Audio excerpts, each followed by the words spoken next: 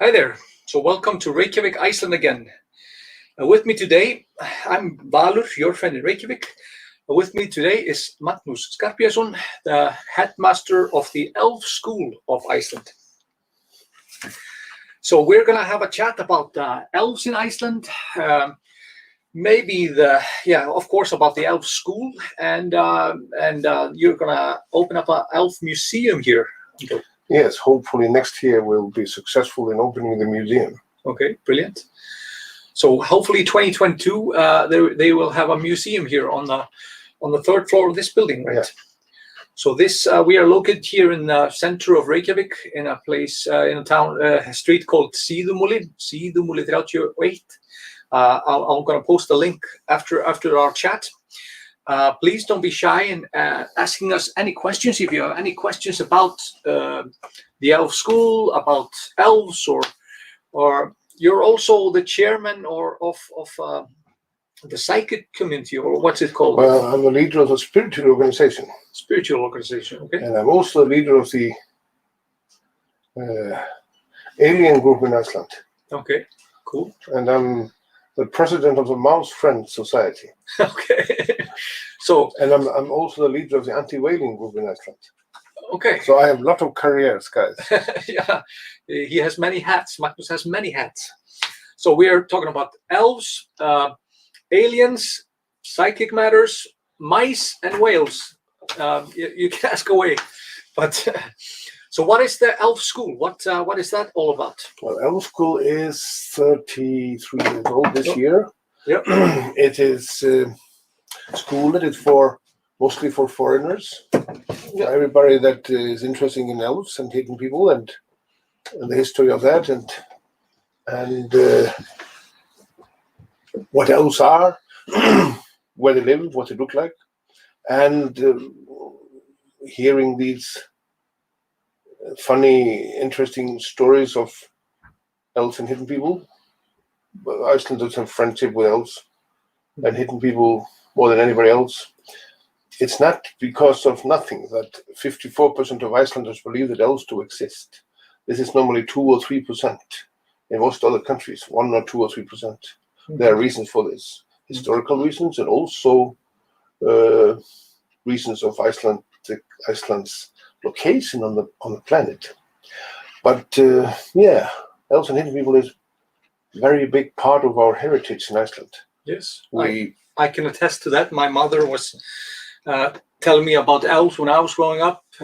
She was playing with these elf children when she was growing up. So yeah, so this is a huge part, and I think it's more in certain families, obviously, but you know, it's a what, 4 or 5 hour program, or how is it? You have pancakes in the middle, or it's about 3 or 4 hours. The school. The school is everything about elves, why there are so many elves in Iceland, and why Iceland believes so much in it, and where are the elves from, and what do they look like, and what's their culture.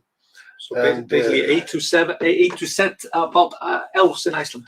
Yeah. So I'm just curious if people are looking in. Do you hear us? Okay. Yes. Hello. Hi, Tracy and Michelle and Pat and Pamela and Alice and Tina and their auntie. Welcome to join us. We're a little bit stressed here, putting up the gear, and I wanted to have this beautiful setup that we have here in the Elf School. I remembered when I was a graduate here, one of the things that kind of like made an impression of me was all the collector's items that you have here, and you're of course going to use that for the Elf Museum, right? Yes. Just to tell you, dear audience, he is crazy. He wanted to interview us in the mess. We are here where all the things that is going to the Elf Museum, and I had my office there, and he did not want to be there. He wanted to be here in the mess. Yes, but that's his problem. I want to have the elves with us, of course. This is not a proper elf. This is like a house, no more. Yeah, but the Elf School, yes. Let's continue. Yep. I'm 65 years old historian from the Icelandic University, but I have been studying paranormal things since I was 17 or more or less. The Elf School is 33 years old. I have met more than 900 witnesses, 900 Icelanders that have seen elves and hidden people, and talked with them and had friendship with them, like his mother. And 500 foreigners from 40 countries. The only thing these 1,400 people have in common is that they are psychic. They have the sixth sense, more or less. It's very interesting to talk with psychic people. They have a lot of experiences and see dead people once in a while, see events that is happening far away, or even seeing things that is in the future or even back in time. Eitthvað bara svona gluggi hérna. Sorry about that. I'm going to close that. There's a little bit of window here. So yes, Lydia is going to attend the school. Lydia visited your school 5 years ago. Kathleen is going to attend when she is able to visit in September. So people are going to join your school when and some people are graduates like me. I'm a graduate of the Elves School. You get a diploma from the Elves School that you are graduated. So that was of course a requirement when I did our Reykjavik folklore walking tours. We do like a walking tours downtown. So of course I have this diploma to show that I'm a properly qualified person to lead the tour. But what's this fascination with elves? What did you grow up with? Did your parents No. talk about elves? I was 11 years old when my grandma's sister told me that she had met the Hidden People family down on her farmyard. Okay. This was in Stokkseyri, and she told me that she talked with the Hidden People family, especially the lady, and she was once invited into their house, and there she was drinking coffee and eating pancakes. And the funny thing was, her elves and hidden people normally build their houses inside cliffs. They live in another dimension. Just tell you one thing, friends. We know a lot about elves. Probably nobody knows more about elves than Icelanders. But a lot of things we don't know. Mm-hmm. We don't know why and what is these other dimensions, where they are, what they look like, and. Do you think there's a thinner layer between the dimensions of Iceland than other places, or what do you think? Why is it so many people that have seen elves or know, has a relative that has some experience with elves? Why do you think it's more prevalent here in Iceland than other countries? What? Hey, this guy is asking questions that takes half an hour to answer. But I'll try to have a brief answer to it. Why are so many elves in Iceland? Well, because it's much more tradition of elves in Iceland than before, and in other countries, neighbor countries and other Western countries. Secondly, the Enlightenment that is very, very necessary cleaned all the elves away from Europe and other Western countries, but it didn't manage to clean it away from here in the Middle Ages. The Enlightenment started in 1600. It was very, very, very good movement, but it cleaned all the myths, the faith, the beliefs, and myths and mythology. And one of it was believing in elves and hidden people. That's why we still have it. The Enlightenment came here first, and really on a full steam when the American and the British Army came here in 1940 and 41 and in the World War II. Since then, we've had the Enlightenment on full steam. The Enlightenment is here. It is cleaning the elves away, but still we have this very big amount of elf believers and elf witnesses everywhere. Mm-hmm. I'm sure there are elves and hidden people and other nature spirits everywhere, in your country, wherever you are. Mm-hmm. But we still have it because we have collected these stories. We have showed respect to this, and Elf School is part of telling foreigners what is this in reality. Why do so many Icelanders believe in elves, and where are they? What do they look like? And probably 2/3 or 3/4 of the school is listening to stories about elves and hidden people, mm-hmm. friendship between humans and hidden people. And I can claim to you, friends, elves and hidden people have saved hundreds of lives in Iceland, probably thousands of lives through centuries. Mm-hmm. I know 2 or 3 Icelanders, present living people, that is no doubt that the hidden people saved them. They were lost in the wild, out in the nature, totally freezing to death if they wouldn't have been helped by the hidden people and the elves. Mm-hmm. But this is a big part of Iceland's culture, big part of the heritage here. and we just wanted to enlighten it. That's why I'm sorry. I'm answering the question why we have the elf school. No problem. But it's one fun thing that we and many cultures talk about the elves, but we we talk more about the hidden people. That's like if you imagine Tolkien's Lord of the Rings and stuff like that, these are basically straight from our myths about like a little bit taller, a little bit thinner, a little bit more graceful, a little more beautiful beings than us. Not with pointy ears, but just looking like us. They are doing the same thing like us. They are fishing, they are farming, they are everything, going to church, having masses. They have they're just a little bit better versions of ourselves. Usually a little bit more affluent. They have a little bit more money. There are of course stories about elves that are needed help for various things, but usually they and so it's hidden people are quite similar to us. They are. And people that have met hidden people, Icelanders that met hidden people, they claim that they were never sure it was hidden people. It wasn't just humans in a strange surroundings, in a strange other dimension, whatever it was. Because physically, there seems no difference to be on hidden people and humans. Mm-hmm. Physically, none. And one of the biggest part in this elf tradition in Iceland, I know 4 or 5 Icelanders that have fallen in love with hidden people, and I know the next question in your mind is, did they have sex with the elves? Yes, and they did, the hidden people.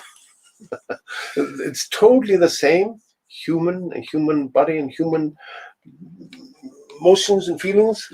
Yeah, but sometimes these elves were used for excuses. The working woman would go to tend the sheep in like a sheep pen out in the mountains in the summertime. When she came back, she was pregnant, and she told people that she was charmed by an elf, and but when the baby arrived, it looked a lot like the farmer Jon from the next valley over. So you have to use the beliefs also for your sometimes for your benefit. I agree. I agree that this is part of the explanation. It's all. But I know people that have personally fallen in love with hidden people and elves, especially hidden people. And I think personally, I don't know what I'm telling you about this, but I think personally some birth rate is made by people not from this dimension.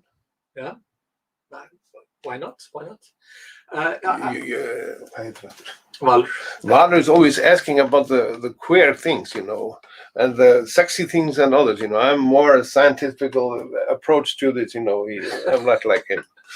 Yes. But it's funny that we actually have a woman. I think it's on YouTube.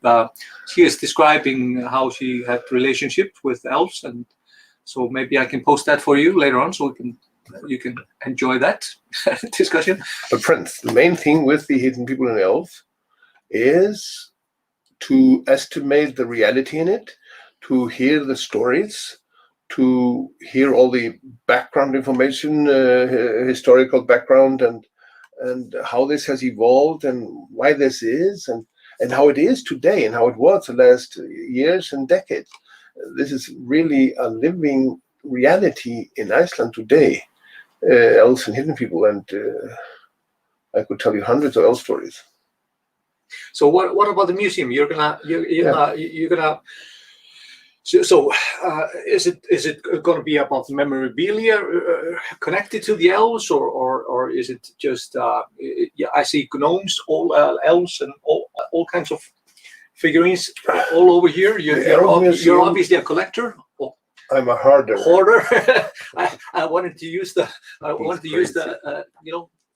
lower case word for that, but is it going to be about that? Are you gonna have some plaques with stories, or how is that going to work out? He is fabuling about something that it doesn't exist. The Elf Museum will be wax figures, quite a few, of how the hidden people really looked like, how they were dressed, sometimes almost 10, well, sometimes at least different dressed than we are, where the humans met them and what they talked about, and we have also 3 or 4 or 5, probably 5 or 6 models of the apartment that was inside the cliffs in this other dimension.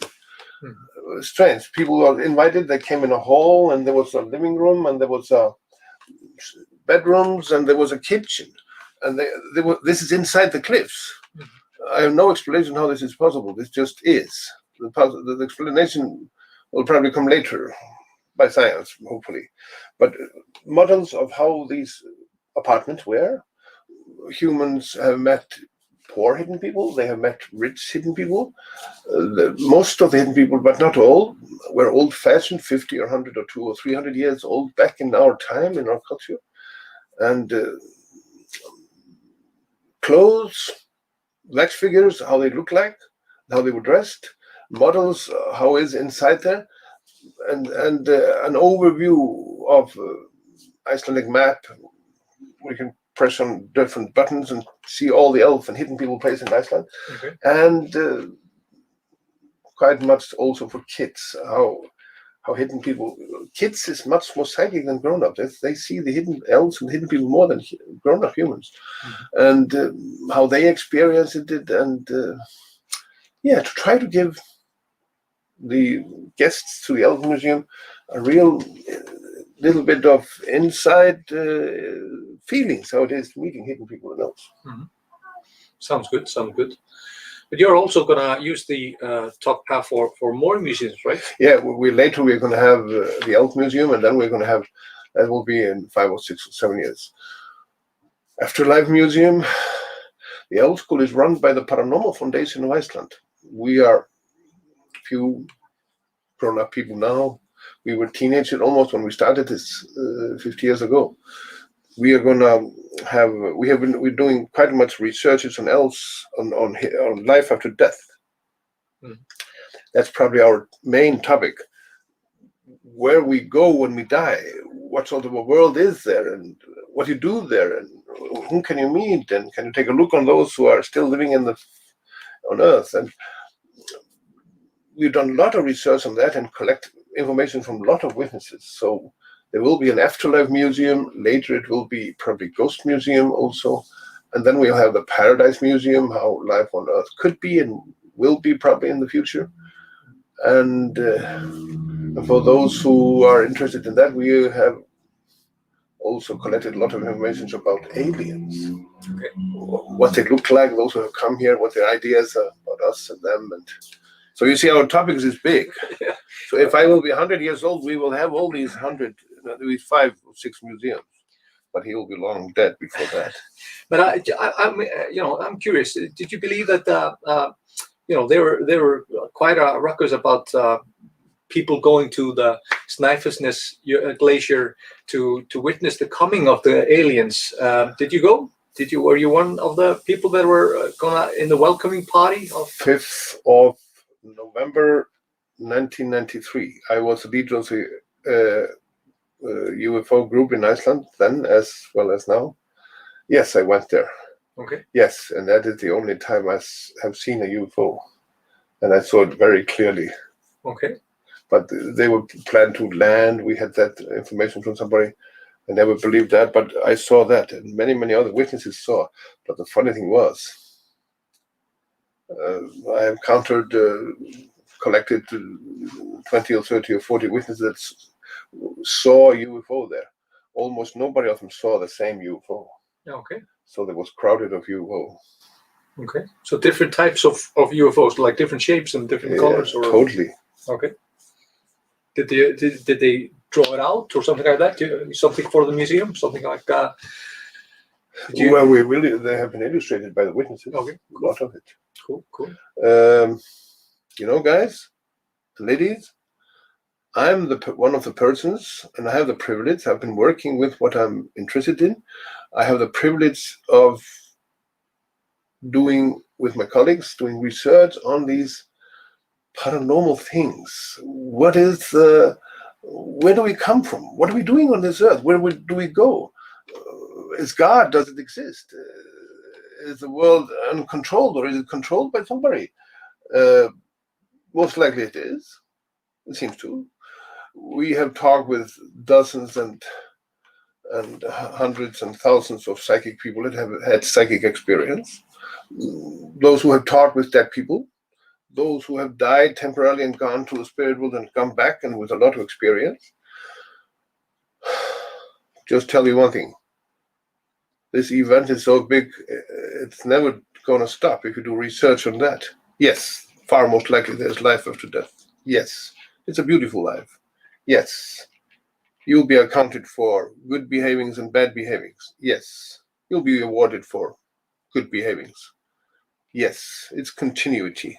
If we are right, we have lived dozens, maybe hundreds of times before on Earth, reincarnated. And if we are right, you will be reborn again here. Dozens of times, hundreds of times. We haven't got the full answers to that. And what interests me, what is this all for? What is the plan? What is the big plan? What's the, one of the beliefs you're talking about reincarnation, one of the beliefs is that you are working towards becoming perfect or becoming part of the light, and then you need to learn stuff along the way. Do you believe that? Do you believe that we are continuously choosing what kind of life we want to lead next time, so we can learn something new, and then we can graduate from that class and then go from there? Or what's it? He sounds like an expert in this. That amazes me. Yes, we are here to learn in this physical life, and learn and to mature and evolve and be better and more kind, and yes, and then you come here next time if we are right, and you learn more and more and more, but your memory is always deleted when you enter the physical again, because you would be totally schizophrenia if you would have all these memories with you. Something I don't understand in this, but something I do, and just to be humble observer of everything you meet, people with psychic experiences. A lot of our information is from seances. Seance is a meeting where everybody's sitting in a circle holding hands, and one person is a heavy psychic person, falls in a deep trance, falls asleep, and dead people can borrow its body. And we can get one scientist, another from the spirit world, and we ask, it's a third-degree question. We've done that for 47 years. We have 3,000 or 4,000 seances, all recorded and typed up. This is our main source of information, but also we have a lot of source of information from people that have had this personal experience without any seances. We collect that and putting all these puzzles together to find out what is the big plan. Yes, I cannot deny that we have temporary answers to that. Yes, since he's asking me about this, I never was going to talk about this. Is there a collaboration? I'm just interested. Is the collaboration between, like, you have this Icelandic Paranormal Society and Foundation, and you have like psychic people working sometimes with you, trying to. Do you work with somebody abroad, like yes, foreign? A lot of people abroad. Do you share info, or how does that work? We are writing a book. Hopefully, will be published next year. It's a journey to the spirit world. We are writing 2 or 3 books, in fact. So hopefully, we will publish one book a year or maybe more. We're going to get this to you someday. But next year, maybe the end of this year or next year, we will open an afterlife school here, where people can come and listen to all this, and yes, listen to recordings, or are you going to tell them stories, also, or yeah? Well, just I'm going to post your I'm going to post your website here over here, so you have it here, the elfschool.com. So. Yeah, we'll read the questions a little bit later. Is Valur writing a book, or are there things we can read about the research at all? Christine, so Magnus is writing a book. I'm just a humble observer of things here. So we're going to check out the questions a little bit later on, people. Let's talk about the Elf School again, because I'm just I saw somebody mentioning earlier that you have the best pancakes in the world here. Yes, we have. That's I can attest to that. They are brilliant with cream and everything, and they are served in the coffee break in the middle of the school, the Elf School. We have a pancake that is a recipe from a hidden family. Okay. That goes from Seyðisfjörður in East Iceland, 1962. Okay. A lady friend of mine who was recently dead, Jónína Guðbjörg Björnsdóttir, she got this recipe from the hidden families he was visiting. He was eating the pancake. Why? And she said, like other ladies, to the elf lady Guðrún, why are your pancakes much better than mine? Well, she said, she replied with this very, very crazy answer. I don't know. Probably because we have much better wheat in our co-op shops than you have in yours. Okay. And I asked Jónína, didn't you ask her where the co-op shop was? No, I didn't. No. Why? Because we need to know. It's very hard to do researches on elves and hidden people and nature spirit. Almost the only source of information for that phenomenon is to find all possible and impossible witnesses and ask them in details, what do they look like? What's their ideas about them and about us and about God and eternity and everything?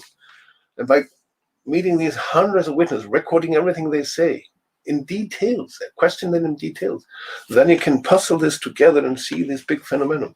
Yes, it really has been worth spending the life taking a look into this. And those who normally go to the Elf School and to the Afterlife School, they look on life quite different than those who have not. Is there an Afterlife School here? Yeah, there will be later this year. Later, okay. Yeah. So you started testing it? Or? Yeah, we are practicing on it. It's more or less ready, but it will be open later this year. Okay, brilliant. So that for when you're able to visit Iceland, this is a perfect visit. It takes about 4 hours, right? And you're usually twice a week? Once a week, always on Fridays at 3:00. But people that can't attend the school that day, they can order a private session. They can take a look on the possibilities on the web, theelfschool.com. Okay. If you're interested in elves, and if you're coming to Iceland, join the Elf School. You will never forget that day. And even if you're not planning to visit Iceland, we might have Zoom lectures later this year. We are planning that too. But by all means, read all the stories, books, and go to the school and ask all witnesses, possible and impossible, you have that might have experience like this. I think I know several people that have attended the school. I'm one, and one of my guides, of course, that has helped me with the folklore walk. So we loved it. But I'm going to check up with any questions that you have here now. So we have a little bit of a.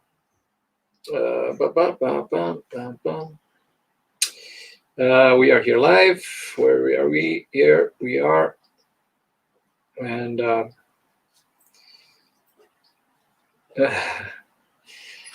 where's the live video? He thinks he knows how mobiles work, but yes, he doesn't. But Christine, where is it located? What town? It's in Reykjavik. The school is in Reykjavik, and it's in the center of Reykjavik. It's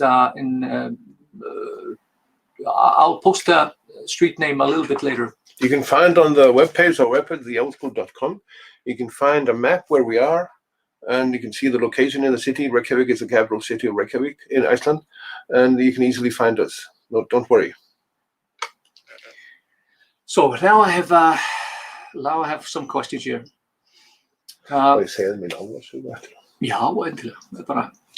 Tracy, she's complaining she lacked her class photo from August 28, 2018. Tracy, send me a mail with a precise date you were in the school, then we can easily find it and send you back. Lynn is asking, what happens to the elves when there are earthquakes, volcanic eruptions, fissures, tectonic plate movements, something like that? Have you heard any volcanic stories? Some elves are running from. Well, the elves are affected by it, but not as much as humans. Because, for example, when this crazy eruptions was 1783 to 1791, killed nearly 1/3 of the nation. Many people, many humans that were psychic, they found the elf homes and they were hosted by the elves. They saved them, saved a lot of lives then. They are affected by it, but much less than we are. They are affected by the earthquakes too, but less than we are, and we don't know why. Mm-hmm. So just to tell you a short, there are many stories about like people lost in a blizzard, lost in a fog, something like that. And they see a small light ahead, small glimmering of light, and they go to the light, and there's a small opening on a cliff or just a stone, and they go inside, and there's just basically maybe a hall or the dimensions of elves are quite different than ours. Though even though the stone could look very small on the outside, it could be a palace on the inside, and then they go outside after they've been wined and dined until the fog lifts or the blizzard lifts, and go out of the stone and easily saved by, and then they see just this small cliff or small stone, and because it closes after them, and they live to tell the tale. So the dimensions of elves are quite different than ours. It doesn't have to be a house-like stone to be an elf house. Most times, not always, but most times elves and hidden people build their houses where we have big stones or big rocks or big cliffs. And that's what my grandma's sister was invited when she told me this in 1966 when I was 11 years old. I often went to this cliff, and I took my aunt once with me. Hey, aunt, where is this elf apartment, Well, it was here. The door was about here, and the window was about here, and the other window was about here. But there's no apartment here. No, I know this, Magnus. This is in another dimension. She told me she was invited this and stayed there for an hour or two. And she told me that she came out of the stone, just like a normal apartment in the cliff. And she went home and her stomach was full. She had been eating so many pancakes and donuts. The next day she came to this cliff. There was no door and window and nothing. This is just some other dimension that is open under certain circumstances. And that we don't know. What are these other and special certain circumstances? Mm-hmm. Do you believe in the origin story, the genesis of the hidden people? No. Well, there are several genesis stories, of course. 3 or 4. Yeah. Well, I believe in the one we have collected ourselves. The elves are just evolution like ourselves and the hidden people. And the elves die. They have little longer lifespan than we have. They are born by a mother. They grow up, mature, fall in love, and have grandchildren and have babies, and very similar life as we have. But the only thing we can do is to listen to them, the witnesses, to collect. Every week we get some new elf stories. Do you believe in the stories about the umskiptingar, the changelings, when a very old elf is brought in and is molded into a child, and the child is abducted by the elves, and the child is left there? Do I believe? Yes, yes. The changelings. Yes, that's one of the. That's one. So just a quick recap. So there are several stories about these so-called changelings. So a healthy baby boy or girl is possibly taken, and the elves leave like this, like look-alike baby, but it's actually an old elf man that. And if you do certain things, then he changes back to his former shape, So. Well, friends, I've heard so many unbelievable things. I've seen so many unbelievable things. I've met so many unbelievable witnesses. I've learned one thing: never to say no to any experiences, because most of them are right. Yes, I believe in a changeling. Mm-hmm. Yes, I believe in this friendship between the humans and the hidden people. Yes, I believe they do exist, and they are living among us in another dimension. Yes, they believe in God. They have their own God. They have their own Bible. It's not called the Bible. It's something else. They believe in God. It's not Christian version. They are kind. They are helpful. They are angry. They are glad. They are not always friendly, and their masses seem to be a lot like ours.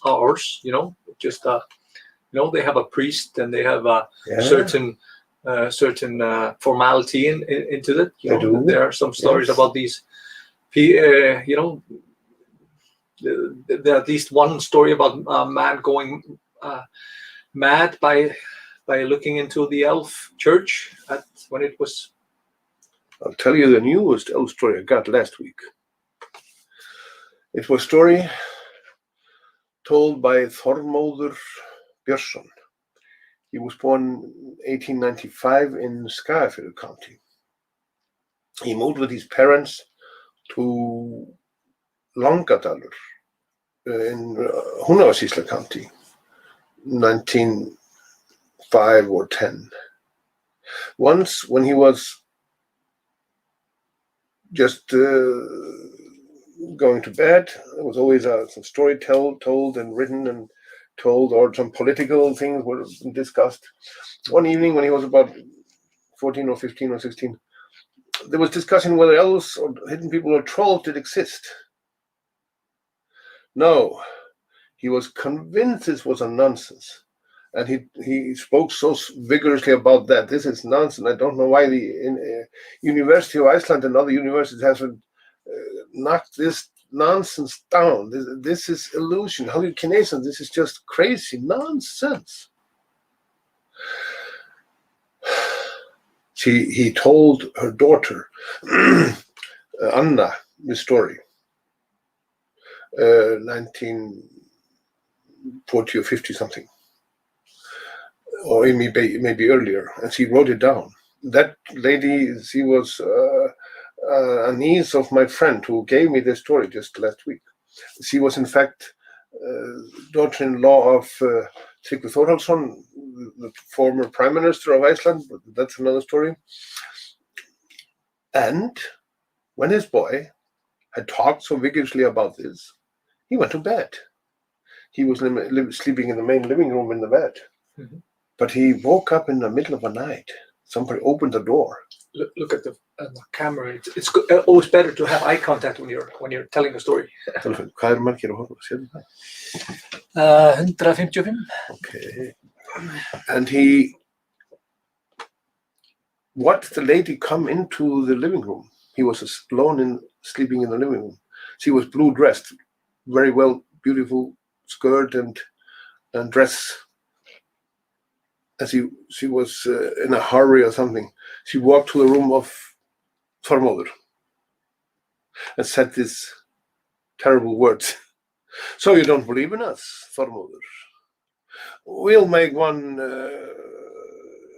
action that you will have no doubt at all that we do exist. And from her skirt, she took a bow and an arrow and pointed at his face.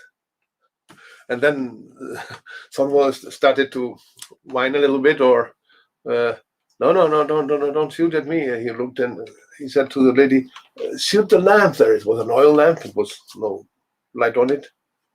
And then she shut the lamp, and there was a broke of glass and some small pieces of glass fell on the floor. And immediately as he'd done this, she walked out and closed the door. He was so death scared, this Þormóður. He went to sleep and he put his blanket over the head, and he never opened it for an hour or two. In the morning when his mother woken up, she asked him, what are these glasses on the floor, Þormóður? So this wasn't a dream. He told her the story, and they both looked up to the oil lamp. There was a hole on the oil lamp,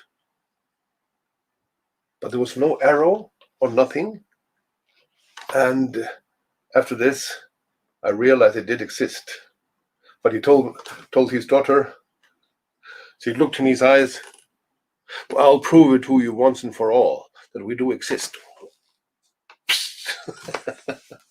It's just one story of hundreds, thousands that I've collected. Could you recommend any book for them to read? Anything about the elves? Something that you would say is like a one or two that are primary reads for the elves? I deeply apologize, friends. There is no book in English that I can recommend yet. We are making one. It will be published hopefully later this year. There's a lot of books in English, but that is only old myths. That doesn't explain anything. You can buy that in bookstores in Iceland, or maybe through Amazon. I don't know, but I cannot recommend them many because they don't answer the main questions. What is this? I'm sorry. We are. So you don't just want the stories. You want some reasonable discussion about why they are. Why is this happening? Why? If you only want old mythology about this, you can buy these books in the Icelandic bookstores.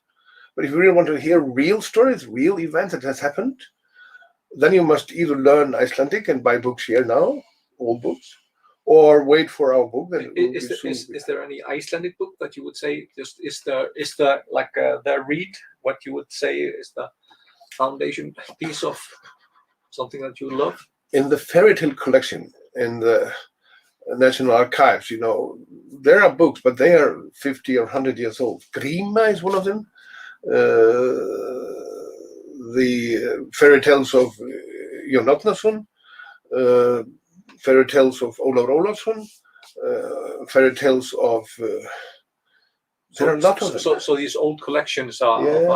So Jón Árnason is like our kind of like our Grimm's brothers. He was collecting, stories about the folklore and ghosts and hidden people and trolls and stuff like that. And he collected that into like 6 books. And I'll post a link to maybe one of his books. Maybe I'll find something. There are friends on our web, theelfschool.com. There are few stories you can read. There will be in a week or 2 or 3. There will be more stories. 2 or 3 or 4 times more stories. You can take a look on that. That's in English. Let's see, the battery is running low. I thought I had charged it. Yes, it's not turned on. The battery. Okay.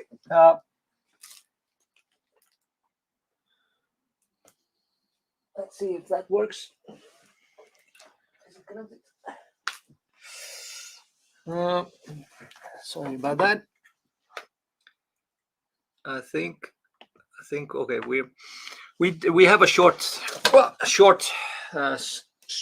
chat. I think our battery life is running low, but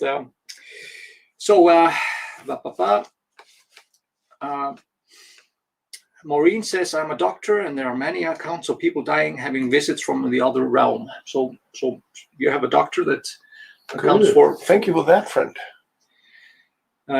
Send me a line and tell me about it.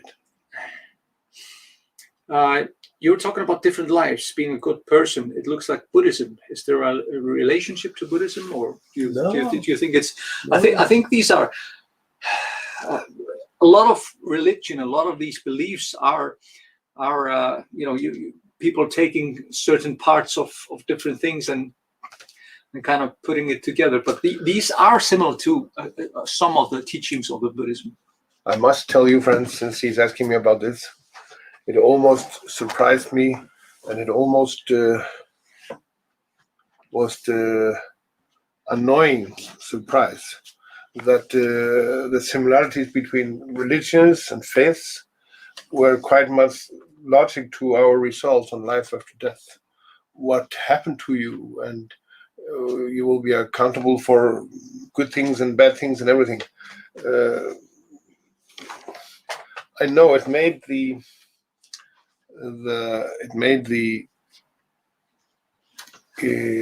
credit for these things maybe less. It was too much alike what the religion had told us. There is no heaven as such. There's no hell as such. Everybody go to the spirit world, good or bad people. But you normally have to meet all those you met in life, especially those you did wrong things to.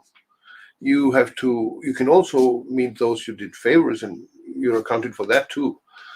But this is very interesting. Að það rafmagn. Já. Við klárum þetta bara áður en að rennum út.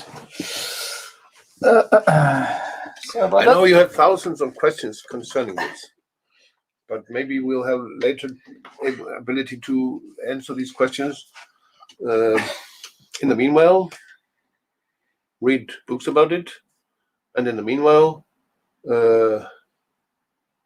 by the way, all your experiences you have of the other world, the other side, and elves and hidden people or other nature spirits, please write it down and send it to me. I would be very, very grateful. One question: are elves our size or smaller? Well, Icelanders never say, do you believe in elves? They always say, do you believe in elves and hidden people? We have 16 or 17 types of elves, smaller ones. The smallest one is flower elves, 2 or 3 centimeters. They are always around flowers. We have 2 or 3 types of that. We have 3 or 4 types of tree elves. They are from 10 to 25 centimeters. We have 7 or 8 or 9 different types of nature elves. They are from 20 centimeters to 40 or 50 centimeters. We have what you would call fairies and leprechauns and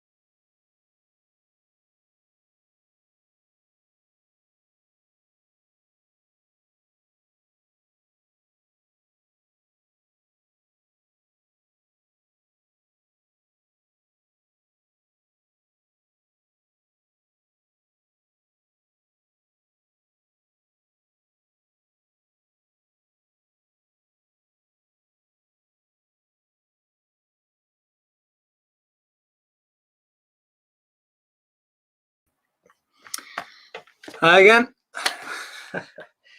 So I thought he was more expert in technique than he is. Yes, I thought the electricity would work in the Elfschool, but it's apparently it doesn't. It's run by elves, so yeah, technical problems. Hey friends, those who still are there. Yeah, we still have 100 people watching us. Hello. Hi again. We didn't want to end this so abruptly, so we finally found another plug that we went to another dimension and we got plugged there from electricity. Yes. I would love to tell you one typical elf story, if you're interested, like you were in the elf school. We're going to have a Zoom soon in the elf school. I know everybody can't come to Iceland. Typical elf story is like this.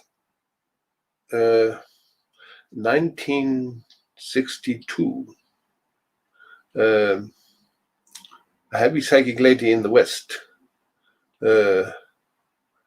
Melkorka, she was in West Iceland. She was heavy psychic. She was living there with her husband. She had quite often seen the hidden family that was living down on her farmyard.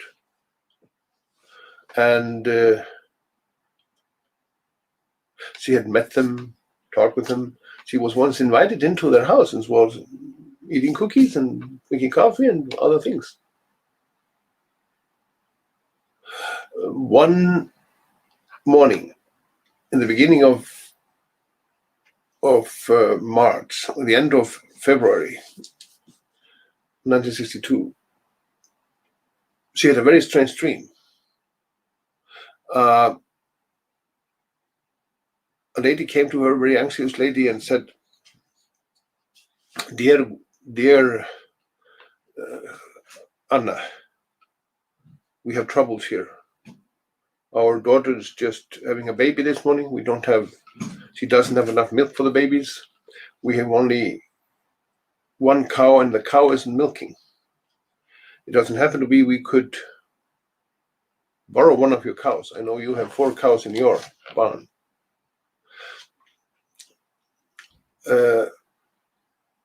Yes, Anna wanted really to help her with this. The problem was she and her family make living on selling milks and eggs to the neighbors and to Reykjavik city, 200 kilometers away. And only 3 of these 4 cows were milking at that time. So if she would give one of the cow away, it would be only 2 cow milking.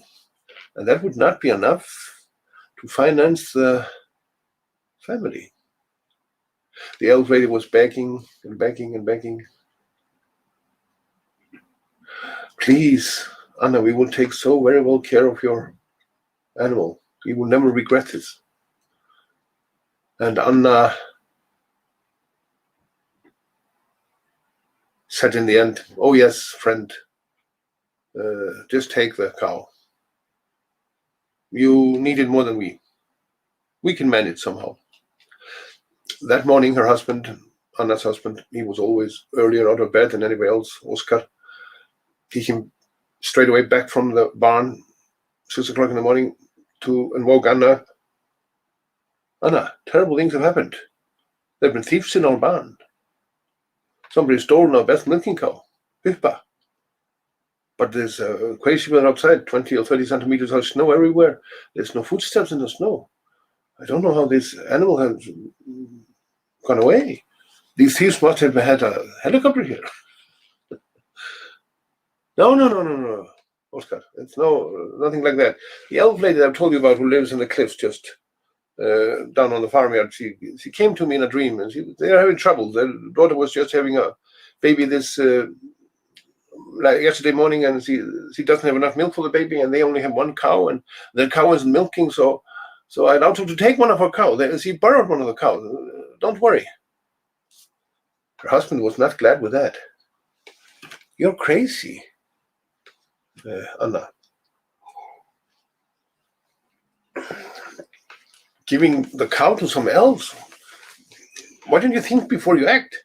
We make living on selling milks and eggs to the neighbors in Reykjavik city, and we can't survive on 2 cows. Why don't you think before you act? What are we going to do now?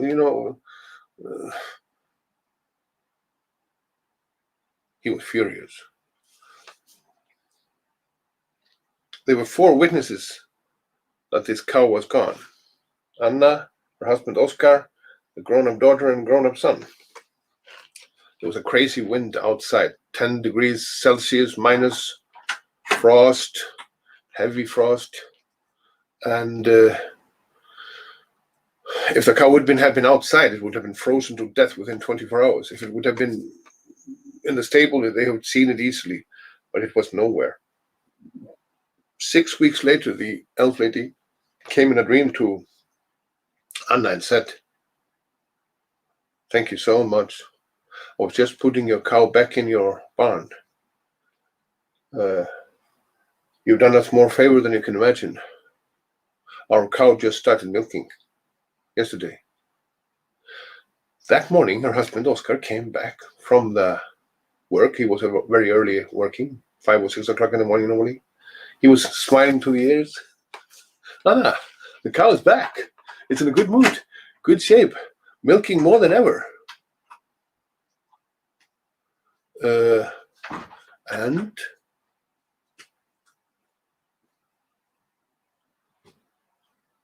the milk is so creamy and good.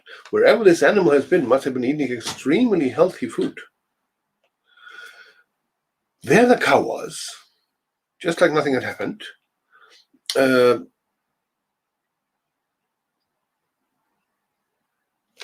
About 10 or 50% milk, more milk than average. The next 2 weeks it went down to the average. If the cow would have been asked, and if she could have answered, "Hey lady, where were you the last 6 weeks? What happened?" She would most likely replied something like this: "Well, it was 6 weeks ago, about 6 weeks ago, there came a very nice lady in the barn. She took me out of the house. We walked through the snow some strange way. I didn't know there was a neighbor farmer here very short from here. There was one cow there. She's very lonely was. We were very, very good friends now.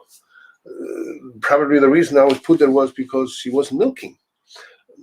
And probably the reason I was put back here because she started milking yesterday. That's why I was put back here, most likely. The food there was gorgeous compared with the shit here. Something of this must have been her experience." This story, short story, is one of hundreds of thousands we have real experiences of people. And it's interesting meeting all these hundreds and thousands of witnesses in Iceland as well as in other countries. They normally stare in your eyes when they're telling their story. And I wasn't drunk, and I'm not insane, and I'm not a liar, and I'm not a schizophrenia. This happened to me. You must believe me. This is one of the stories we have. Good story. Well, there are several stories about elves or hidden people borrowing farm animals or cattle or sheep and exchange of food, exchange of tools, exchange of so many things for gold, even. Yeah. Alex is asking, is there any link between elves and dreams? I've heard several stories about elves visiting people in dreams, like telling them things or asking them things or warning them or so yeah, there is some connection at least. Yes. We don't, that's one of the things we don't know. How can elves and hidden people come into human dreams? We haven't a clue. Just tell you that for a start. But for some reason, elves and hidden people seems to be able to enter our dreams much better than others. We don't know. We haven't a clue why. But a lot of exchange can happen in dreams. There in dreams, it's much easier to get non-psychic people's connection. But heavy psychic people, they can normally talk with them just in a way, but it's much easier in dreams. Yeah, there is definitely some connection. We have several stories about visits by elves talking about asking for favors or repaying favors, telling them where things are or something like that. As someone who teaches the sagas, Jill is asking, as someone who teaches the sagas, there does not seem to be as much mention of the elves in those.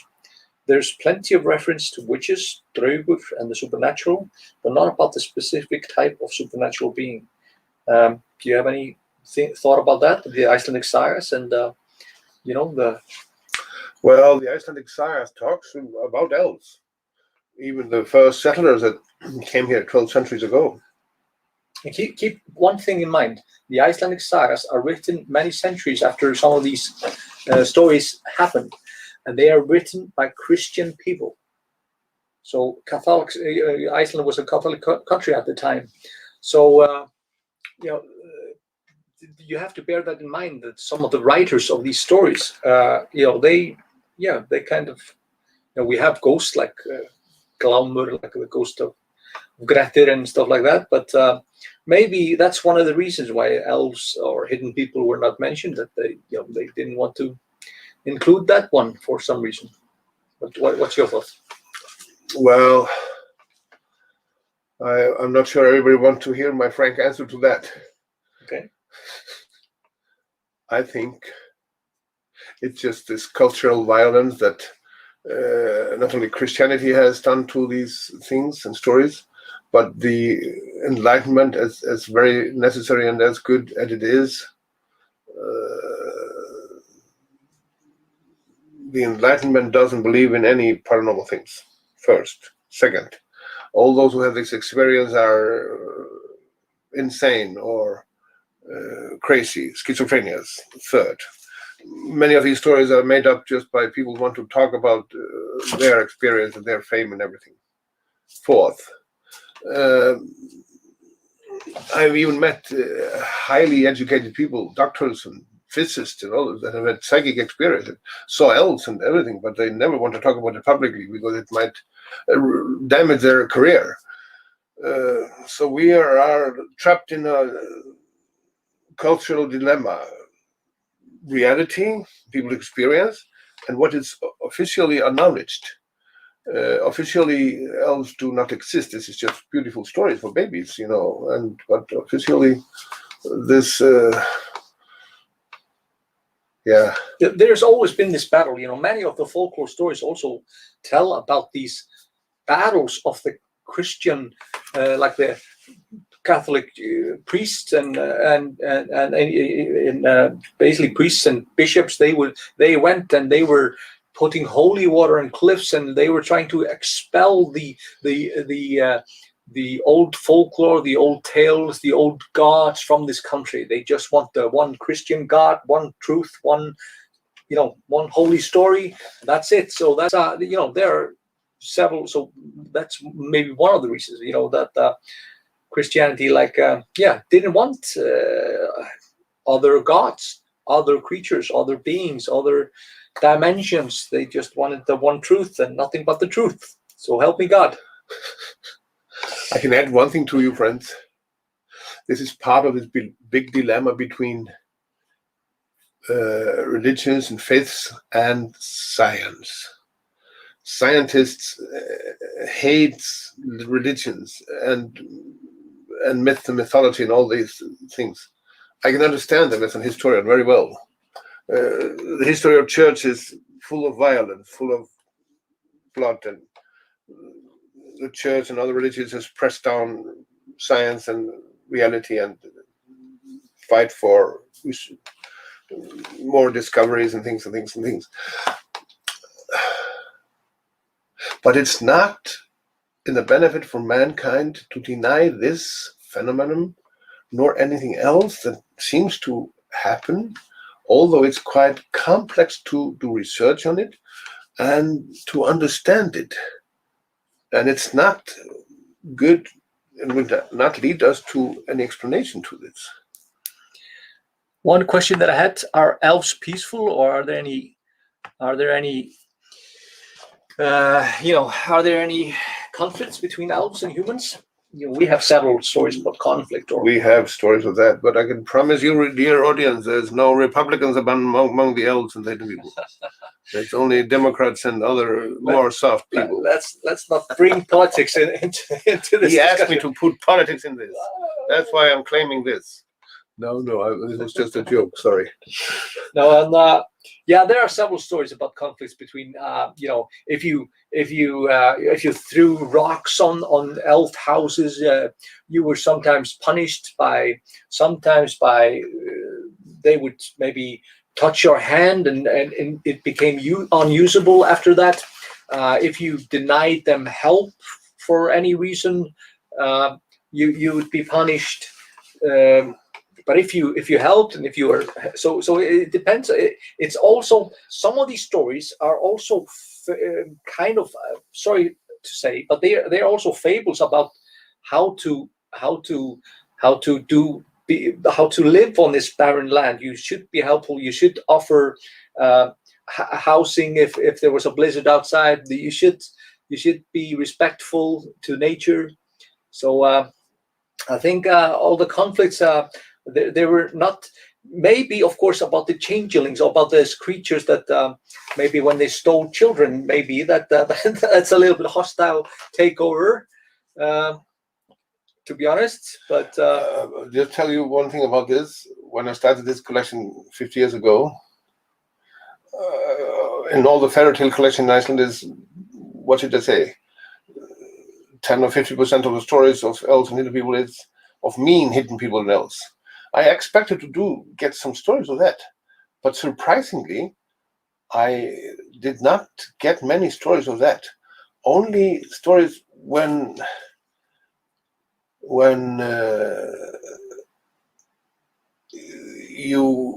state road company or some private companies or even private individuals were doing harm to places where elves were living, exploding their cliffs, exploding their stone. It seemed to made harm to them. This is one of the things we don't know, how this can be in reality. We haven't a clue. But this was, and if people exploded or damaged places where elves and hidden people were living, they came sometimes as events, sometimes as severe ones. Sorry. Yeah, people got sick. There are many, and we are not talking about a couple of stories about where road construction, for example. We frequently go around supposedly elf cliffs or elf stones instead of just bulldozing through them, and that's partially because that they've just figured out it just costs more to just bulldoze over things that are part of nature instead of just going around it. It costs more. The cost goes up. So it's just basic mathematics. Let's this elf house or elf church or elf cliff just be in its place, and yet there was even a story like this winter about a house in Hveragerði where they were going to build a big house and they decided to make it smaller so they wouldn't disturb a stone that was there. They designed it a little bit smaller so the stone was just outside the building, so they wouldn't disturb this elf home there. I could tell you a lot of stories of this. Yes, but I think we're pretty good. We have had many good questions, and two advice I want to tell you, friends. Yeah. Hvaða email þetta? Hvað margir að hlusta á? Það eru 107. Hvað séð þetta? Hérna. Friends, you don't have to visit Iceland to hear these stories and join the Elfschool. You can be in the Zoom with us soon. Send us mail if you're interested. Secondly, the main thing is listen to every people's experience. This is much more frequent paranormal experiences, psychic experiences. Be open-minded to everything. Read books, listen to witnesses, go to courses. I know I'm a little political when I say, yes, you will probably learn more about elves and hidden people anywhere here than anywhere else in the Elfschool. If you come to Iceland, it's the best thing, of course, to join the Elfschool. If you want to hear about life after death, come to Afterlife School. It will be here later this year. And if you have stories, experience of yourself, as well as somebody else, write these stories down and tell us, please do. I beg you on my knees, all remarkable psychic experiences. Tell us about that. And whatever you do, be open-minded. We are, in the Paranormal Foundation of Iceland, open-minded to try to understand these things. Be open-minded, listen to all arguments, and we don't know all the answers to everything. Just to be humble observer, yeah. So, and if you want to hear everything about the purpose of life, the purpose of elves and hidden people, the aliens and everything, and the creation, and the parent, God and gods, then you should read all our books and other books that will later be published. So we're gonna, Magnus is gonna let me know when we have when they have released some books or a book, and for sure. But you have the website over there, the elfschool.com. The cost for attending is always on Fridays, but you can contact them and check out with some private, like a private school or something like that. If you and sometimes they have more than one. It's just because of COVID, of course. They are not maybe as frequent as they were. They were at least twice a week or something like that. How much? We were always on Fridays, once a week at 3 o'clock. The price in the Elves School with everything, the study book and the coffee and the pancakes and the certificate in the end is, I think it's $64.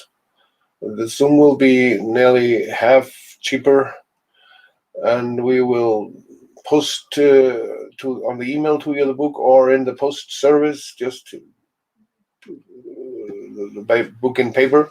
So included with the school is a study book, 70-page study book. Yeah, about the elves. So you get the best pancakes in the world, a good coffee, and a study book, and 4 hours of Magnus telling you great stories. And tell you one thing, friends. This is not a day to lose weight in the Elves School. You will eat so many pancakes. I can confirm that. Yes. So, takk fyrir okkur. Thank you for tuning in, and this is going to be on YouTube and Facebook, of course. And if you have any questions, Magnus is welcome to answer any. He has the elfschool.com, and don't be shy. He will be open here when you are able to travel. And as I said, always on Fridays, and you can do a private options, and then they will have Zoom options soon. Yeah, soon. Yeah, and I'll post it on my page when they have it, and you can also just send them a line, tell them that you're interested and that you want to join up, and when they have a big enough group, I'm sure that they will have the urge to have a Zoom call with you. Thanks, friend. Nice talking with you. I haven't a clue whom I'm talking to. I'm just watching this video camera on the computer on the lap. This is the world we live in now. That's crazy world. That's a crazy world. So takk fyrir. Very blessed. I'll see you on Tuesday for the volcano and folklore. Bless.